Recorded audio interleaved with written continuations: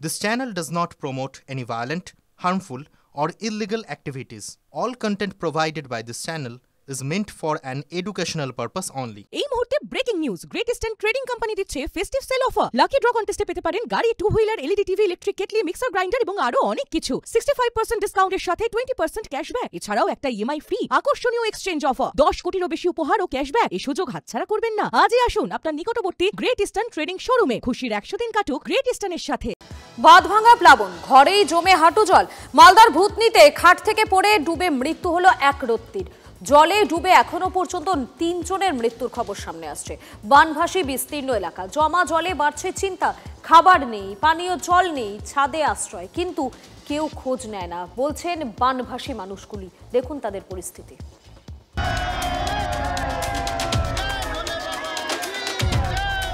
নদীর স্রোতে ধুয়ে মুছে গেছে বাঁধ,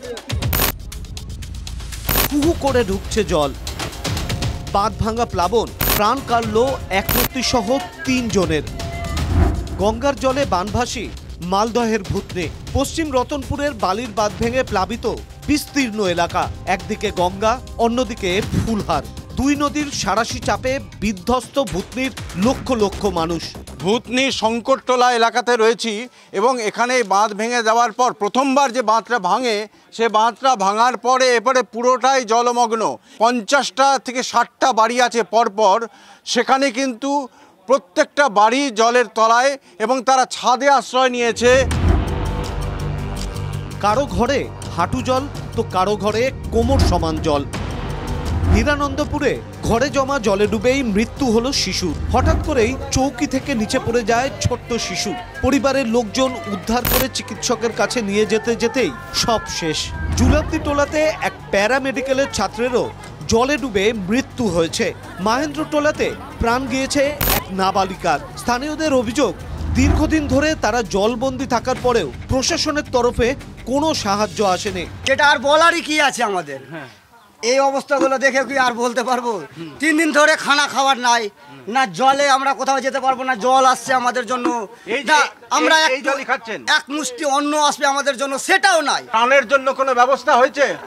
না। নিচে নামতে পারছেন? না, পারছি না। জল হেলাও, খাবার দিতে, ত্রাণ দিতে কেউ খাবার দেয় না, কেউ সরকার কিছুই দেয় না আমাদের। বারবার বাদ কাটছে, আমাদের কেউ কোনো সাহায্য করে না। বাচ্চা ঠাচ্চা নিয়ে, বয়স্ক মানুষ নিয়ে খুব কষ্ট আমাদের।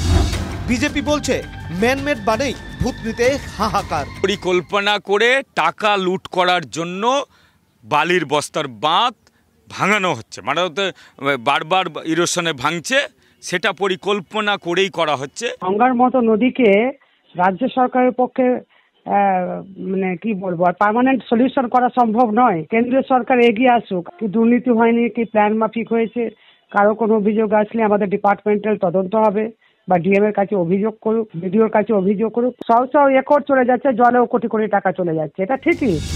সবই নাকি টাকার খেলা। টাকার জন্য নাকি বছর বছর বাঁধ করে আর বছর বছর বাঁধ ভাঙে, আর তাতেই প্লাবিত হয় ভূতনি। যেহেতু চিফ ইঞ্জিনিয়ার, সুপারিনটেন্ডেন্ট ইঞ্জিনিয়ার এবং এক্সিকিউটিভ ইঞ্জিনিয়ার 3 জনকেই সরিয়ে দেওয়া হয়েছে। বালির বস্তা দিয়ে বা অন্যভাবে জল আটকানোর চেষ্টা করা হচ্ছিল, সেটাও কিন্তু করা হচ্ছে না। কিন্তু এই মৃত্যুর দায় কে নেবে? এই গরিব গুরব হতদরিদ্রদের দুর্দশা কবে কাটবে? শুভতোষ ভট্টাচার্যের রিপোর্ট, TV9 বাংলা।